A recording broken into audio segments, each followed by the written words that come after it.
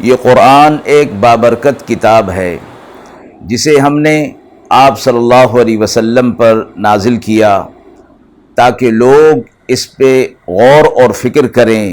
اور تاکہ اہل فہم اس سے نصیحت حاصل کریں۔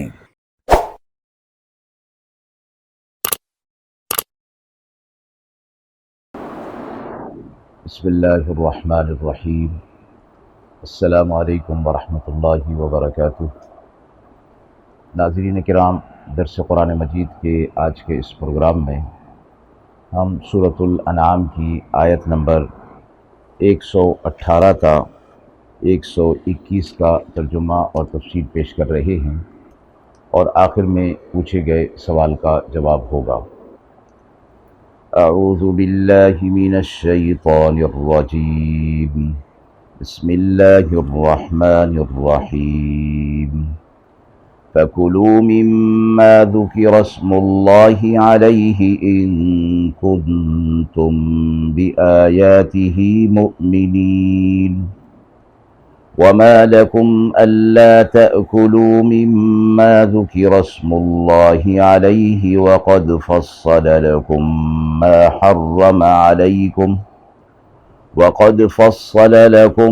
مَّا حَرَّمَ عَلَيْكُمْ إِلَّا مَا اضْطُرِرْتُمْ إِلَيْهِ وَإِنَّ كَثِيرًا لَيُضِلُّونَ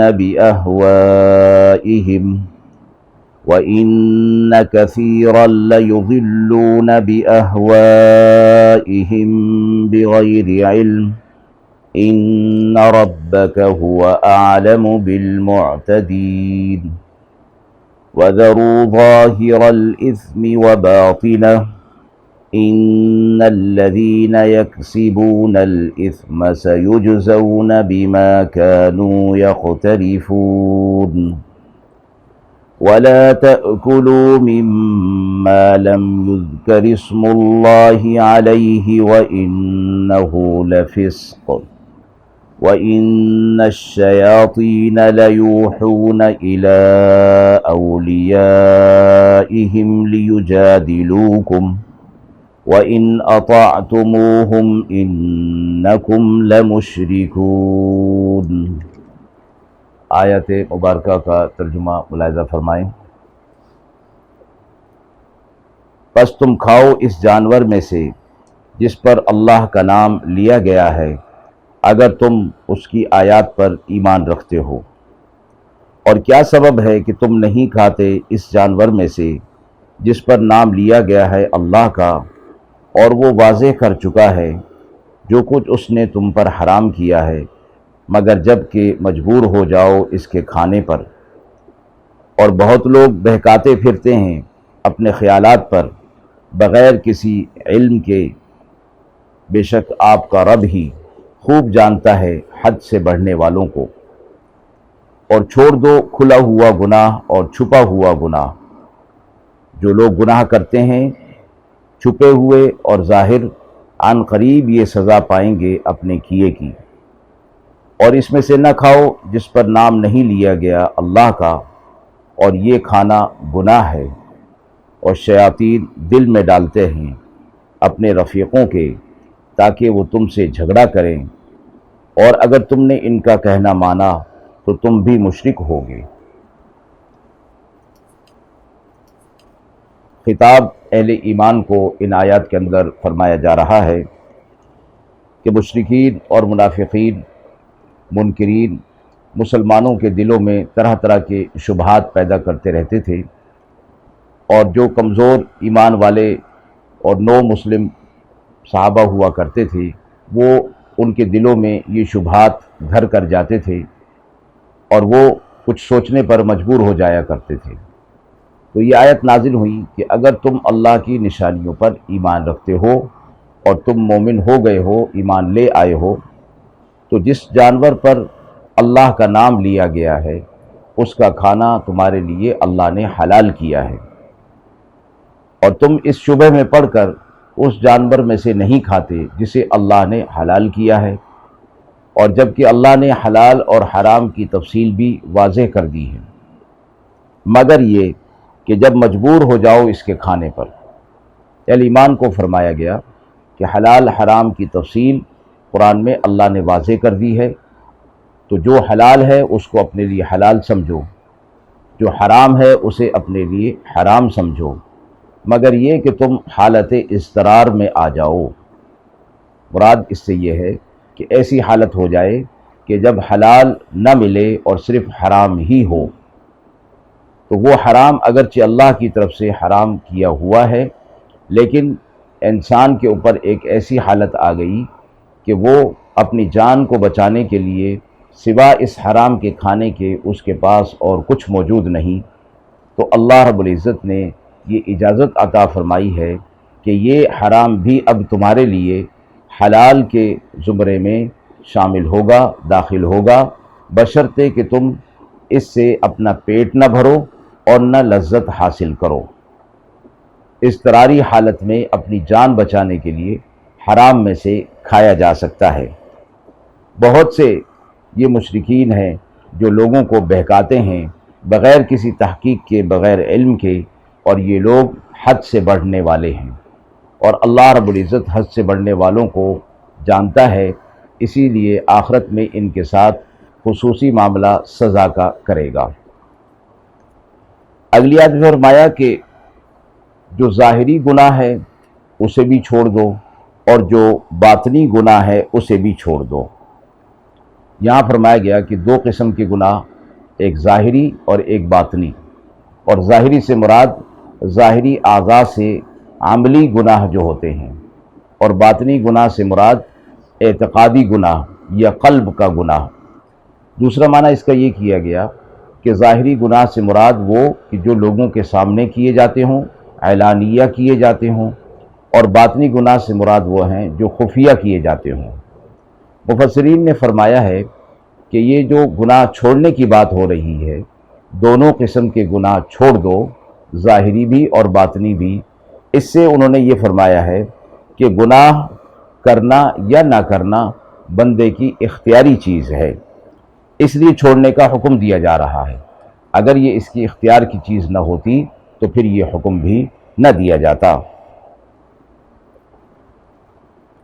اعلانیہ اور خفیہ گناہ